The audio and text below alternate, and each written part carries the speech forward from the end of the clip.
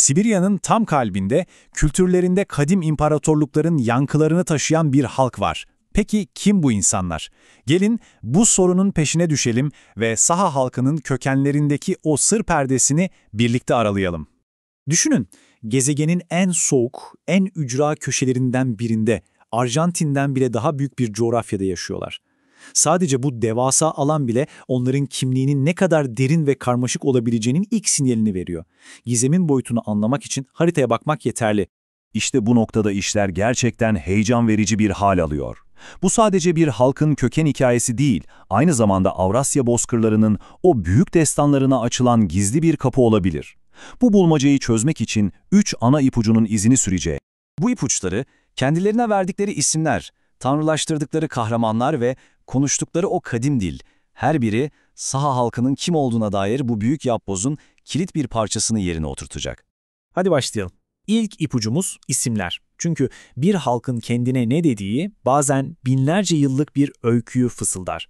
Saha halkının en çok kullandığı isim Saha. İlk bakışta sıradan bir kelime gibi duruyor değil mi? Ama aslında bu kelimenin ardında Avrasya tarihini şekillendirmiş dev bir güce yapılan çok net bir gönderme var. Evet, Sakalar, tarih boyunca daha küçük toplulukların kendilerine daha güçlü ve prestijli kabilelerin isimleriyle anması sık görülen bir durumdu. Bu, bir nevi biz de o büyük soyun bir parçasıyız demekti. Saha isminin kullanılması da atalarının kendilerini bu büyük savaşçı geleneğe bağladığını gösteriyor. Ama hikaye burada bitmiyor. Sahaların kendilerine verdiği tek isim bu değil. Destanlarında geçen bir başka isim daha var, Uranhay. Ve bu isim bizi tarihte bambaşka bir durağa götürüyor. Tarihi kaynaklarda Kimaklar, Uran veya Uryanhay olarak da geçiyor. Peki bu sadece bir isim benzerliği mi? Kesinlikle hayır.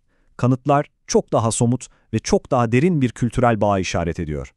Arkeologlar ne buldu dersiniz?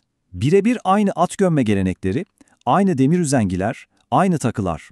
Hatta destanlarında anlattıkları o ağaçsız geniş bozkırlar var ya, develer, aslanlar, işte burası tam olarak Kimakların yurdu.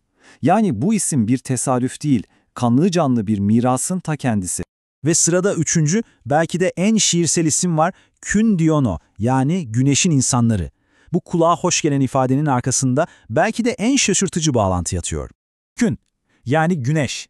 Bu kelime tarihin en ünlü Bozkır İmparatorluğu olan Hunların kendilerine verdiği isimle fonetik olarak neredeyse aynı. Evet, bildiğimiz Hunlar. Bu, Sahaların köken hafızasında kendilerine o büyük Hun İmparatorluğu'nun devamı olarak gördüklerine dair çok güçlü bir ipucu. İsimlerin izini sürdük, şimdi sıra ikinci ipucunda tanrılar. Ve işte burada tarihle mitolojinin nasıl iç içe geçtiğini gerçekten inanılmaz bir şekilde göreceğiz. Sahaların kahramanlık destanlarında tekrar tekrar duyduğumuz bir söz var. Odun Ağa'nın kararıyla, Çıngız Ağa'nın hükmüyle. Bu isimler bir yerden tanıdık geliyor değil mi? Çünkü bunlar sadece mitolojik figürler değil, kültürel hafızanın donmuş bir anı adeta. İşte o aydınlanma anı. Odun Han dedikleri kişi aslında Büyük Hun İmparatoru Modun'un ta kendisi. Çıngiz Han ise, evet tahmin ettiğiniz gibi Cengiz Han. Tarihin en büyük iki imparatoru zamanla halkın hafızasında tanrılaşmış. Bu atalarına duyulan saygının nasıl bir boyuta ulaştığını gösteren muazzam bir şey. Üstelik bu liste uzayıp gidiyor. Sadece Modun ve Cengiz Han değil. İkinci Türk Kağanlığı'nın büyük hükümdarı Bilge Kağan, onun bilge veziri Tonyukuk, hatta Moğol sarayından Bayan bile zamanla birer Ayya, yani tanrısal bir varlığa dönüşmüş. Saha Panteonu adeta bir Bozkır imparatorları anıt mezarı gibi. İsimleri çözdük, tanrıların sırrını araladık. Şimdi geldik son ve belki de en sağlam kanıtımıza, dilleri. Sağ dili, gerçekten de yaşayan bir zaman kapsülü. Şimdi şöyle bir düşünün, Arjantin'den daha büyük bir alana yayılmış bir halk var. Ama konuştukları dil, bu devasa coğrafyanın bir ucundan diğerine neredeyse hiç değişmiyor. Daha da ilginci, 1300 yıl önceki özelliklerini bugün bile koruyor. Bu nasıl mümkün olabilir? İşte bu sorunun cevabı onların köken hikayesini aydınlatıyor. Bu tabloya bir bakın. Gerçekten inanılmaz. Avrupa'ya dehşet salan Attila'nın ailesinin isimleri bugünün Saha diliyle anlam kazanıyor. Oğlu Elaj'ın adı Sahaca'da hükümdar anlamına gelen Elleh'le aynı.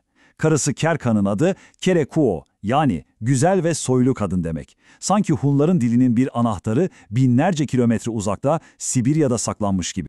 Ve işte size somut, sarsıcı bir veri. %73.3. Bu ne demek biliyor musunuz? Yaklaşık 1300 yıl önce Orhun yazıtlarına kazınan o eski Türkçe kelimelerin neredeyse 3'ü bugün Saha dilinde hala camcanlı bir şekilde kullanılıyor. Bu, dilin ne kadar eski ve saf bir şekilde korunduğunun matematiksel kanıtı. Peki tüm bu ipuçlarını birleştirdiğimizde ne görüyoruz? Gizem çözülüyor ve karşımıza tek bir halk değil, adeta bir imparatorluklar mozaiği çıkıyor. Her şey bir yapbozun parçaları gibi yerine oturuyor. En alt katmanda M.Ö. Sakalarla bir bağı var. Sonra o Sakaları da içine alan Hunların etkisi geliyor. Orta Çağ'da Kimaklar gibi Türk halkları sahneye çıkıyor. Ve son olarak en üstte Cengiz Han'ın Moğol İmparatorluğu'nun kültürel ve siyasi mirası.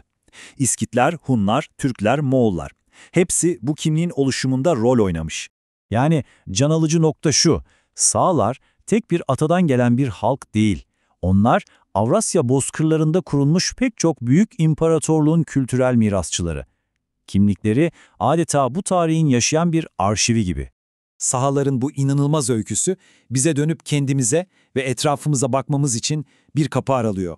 Acaba bizim konuştuğumuz dillerde, sürdürdüğümüz geleneklerde hangi unutulmuş tarihler, hangi kayıp imparatorluklar gizli?